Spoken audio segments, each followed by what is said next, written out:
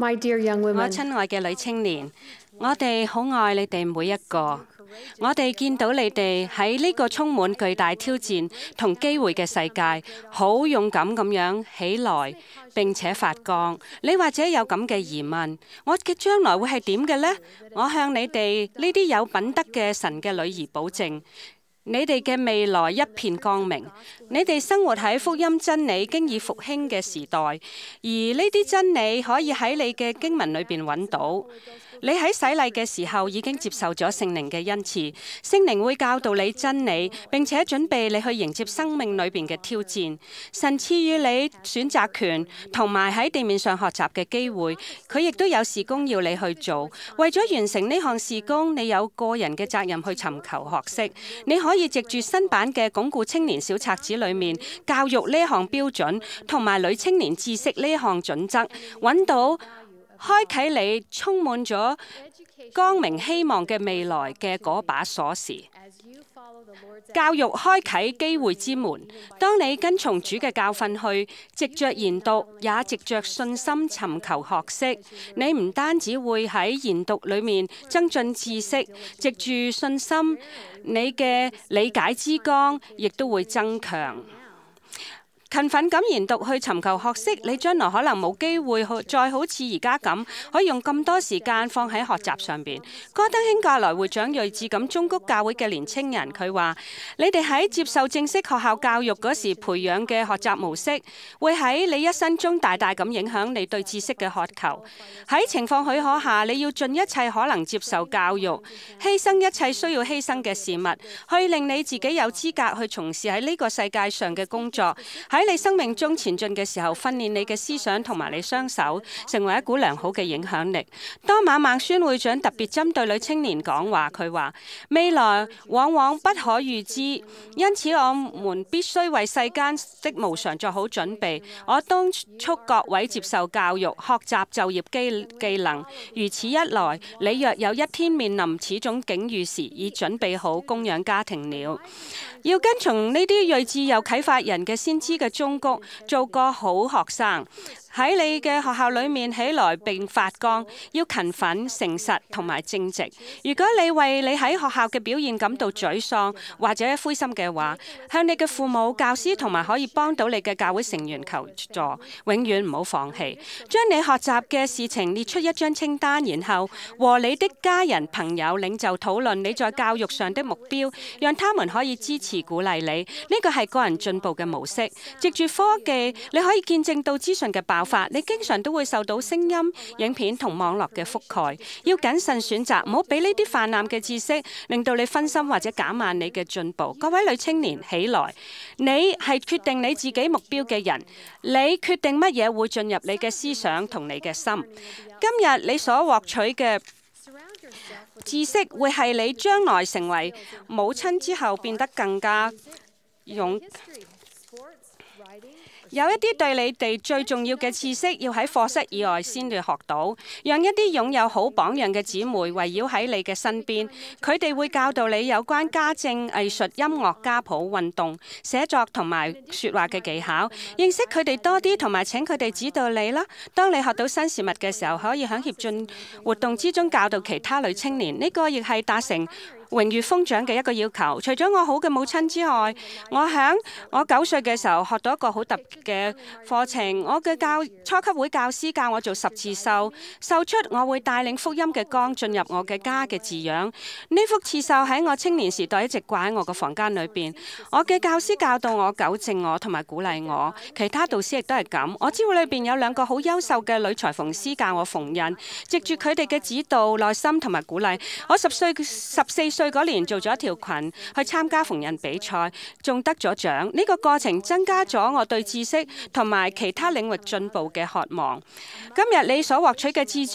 識，會喺將來你成為母親之後獲得更有價值。母親嘅教育程度會對佢嘅子女喺教育上嘅選擇有深遠嘅影響。母親接受教育可以話係終止貧窮循環嘅關鍵，因為有受過教育嘅婦女，佢哋傾向於誕下更健康嘅嬰兒，養育更健康嘅子女，而子女更有自信、更有適應能力，同埋有更好嘅判斷。我哋喺家庭至全世界文告度學習到，母親嘅主要責任係養育兒女，為你嘅子女提供教育係教育嘅一部分，亦係你嘅神聖責任。就好似嗰啲年輕子弟兵，佢哋嘅母親教導他們，你會係你嘅子女最重要嘅教師，所以要小心咁去選擇你要學習嘅事。為咗祝福你嘅子女同埋將來嘅家庭，而家要盡可能咁學習。藉住信心尋求學識，當我哋勤奮咁透過祈禱、研讀經文、服從同埋尋求嗰位見證一切真理嘅聖靈嘅指引，去獲得靈性知識嘅時候，我哋就藉住信心去學習。如果你做你嘅部分去獲得知識，聖靈會啟發你嘅心智。當你努力咁去保持配稱，聖靈會指引你嘅方向同埋增加你嘅學識。當我係女青年嘅時候，我借咗一套好長嘅滑雪板，一對太大嘅鞋，同埋由我嘅朋友教我滑雪。我哋去嗰日係喺美麗嘅春天，當時陽光普照完美嘅雪地，藍藍嘅天空，一啲雲都冇，令我對斜坡嘅焦慮變成對學習嘅渴求。雖然我用嗰塊太長嘅滑雪板跌咗幾次，但係我都起返身繼續試。我變得好鍾意呢一項運動。好快我就發現，唔係每次去滑雪嘅日子同天氣狀況都係咁理想嘅。喺天色陰暗嘅時候，我哋就會喺一種叫做陽光折射嘅情況之下滑雪。呢種情況係因為陽光將雲分散咗，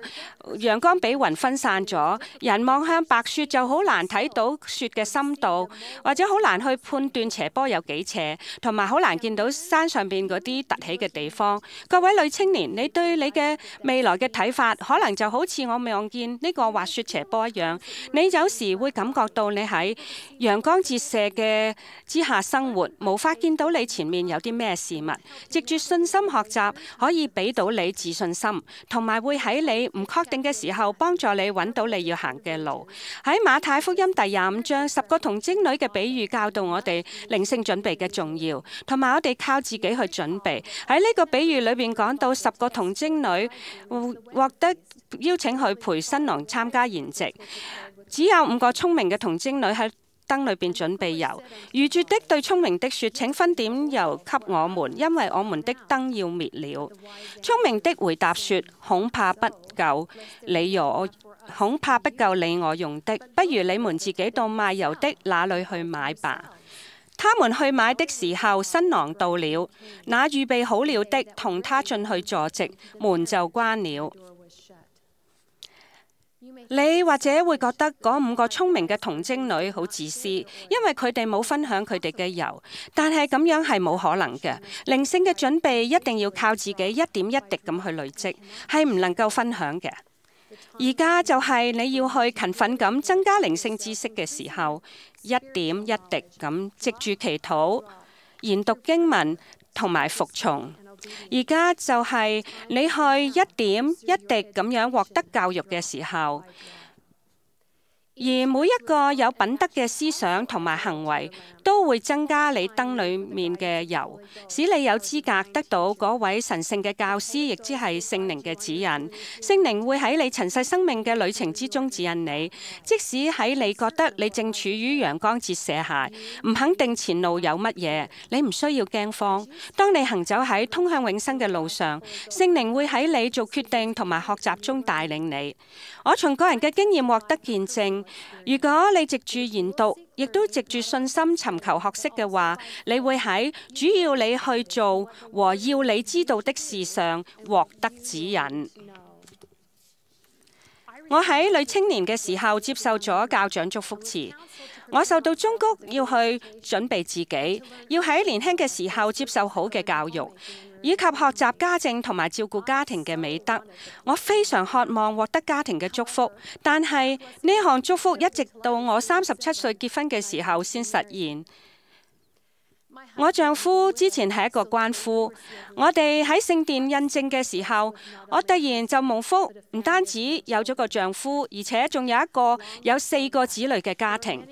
喺嗰一日之前，有好多日子我都覺得我喺陽光折射下滑雪。我經常問我嘅未來會係點呢？我嘗試去跟從校長祝福詞裡面嘅勸告，我努力咁讀書，成為學校教師，同埋不斷咁進修，成為一間小學嘅校長。我向天父祈求，同埋尋求聖靈嘅指引。我虔誠咁相信眾先知嘅應許，佢哋應許我，如果我保持忠信、遵守聖約、侍奉神、愛我嘅天父同埋主耶穌基督，